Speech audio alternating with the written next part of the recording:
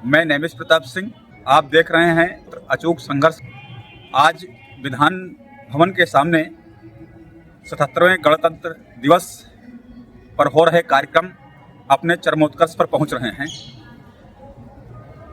गणतंत्र दिवस के इस पावन अवसर पर उत्तर प्रदेश विधानसभा के सामने जो भव्य और एवं दिव्य कार्यक्रम प्रस्तुत हो रहे हैं और अभी कुछ समय तक चलेगा, वह ऐतिहासिक है। गणतंत्र दिवस के इस कार्यक्रम में भारत के 9 राज्यों के 200 से ज़्यादा कलाकारों ने बेहद उत्कृष्ट कोटि का सांस्कृतिक कार्यक्रम प्रस्तुत किया, जिसमें भारत की सांस्कृतिक विविधता की झलक मिली।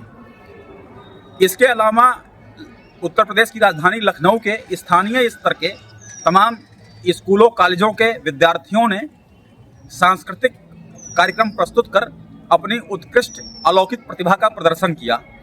गणतंत्र दिवस के इस अवसर पर सशस्त्र बलों, यूपी पुलिस, अर्धसैनिक बलों, एनसीसी के कैडेट, यूपी पुलिस ने परेड करके शौर्य और पराक्रम का प्रदर्शन किया। ऐसे लग रहा था कि यदि उत्तर प्रदेश की तरफ किसी की भी तिरछी निगाह हुई तो ये हमारे जो सशस्त्र बल, सीआरपीएफ, अर्धसैनिक बल, यूपी पुलिस है, दबोच लेंगे। यानी जो विधान भवन के सामने हजारों की संख्या में जो आम नागरिक थे, उन्होंने यह महसूस किया कि हमारी जो सुरक्षा है वो सुरक्षा एजेंसियों के हाथों में हम लोग सुरक्षित हैं। ये जो परेड का कार्यक्रम हुआ, ये रविंद्रालय चारबाग से शुरू होकर विधान भवन के सामने माननीय मुख्यमंत्री सहित अन्य गणमान्य व्यक्तियों के समक्ष गुजरते हुए यह केडी सिंह बाबू स्टेडियम तक जाएगा।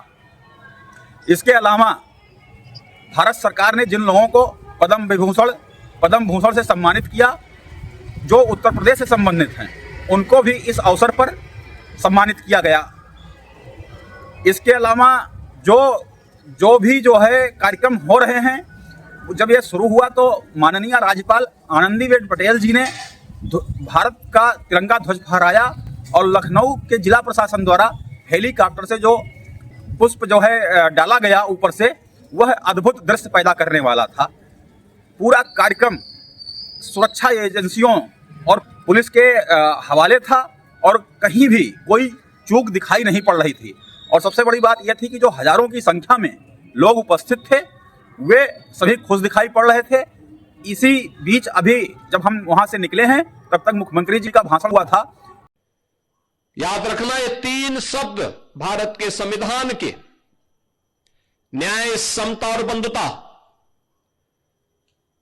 हर नागरिक को बिना भेदभाव के न्याय मिले।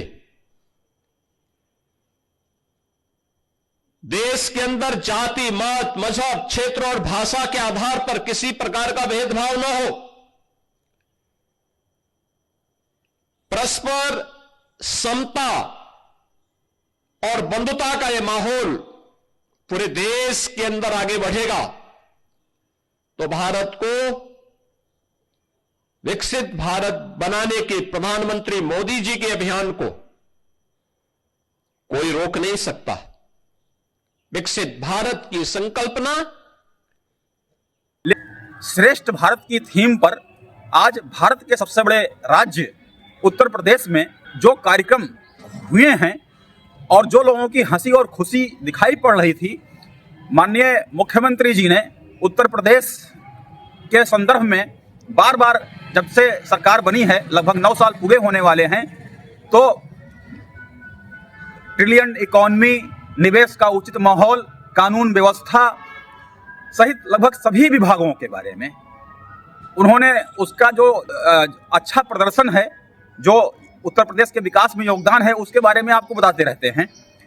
लेकिन अचूक संघर्ष का जो ये डिजिटल न्यूज़ चैनल है, वह अपनी जनतांत्रिक प्रतिबद्धताओं के प्रति बिल्कुल सचेत है।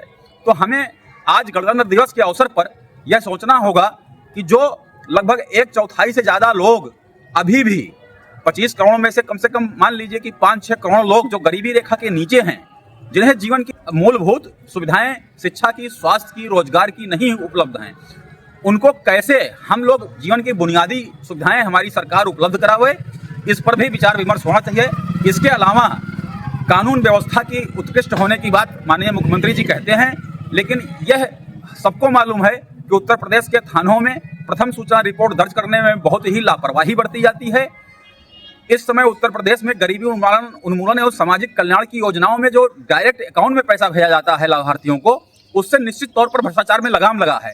लेकिन हमको गरीबी उन्मूलन एवं सामाजिक कल्याण की योजनाओं को पूरी तरह से पारदर्शी बनाना पड़ेगा। इसके अलावा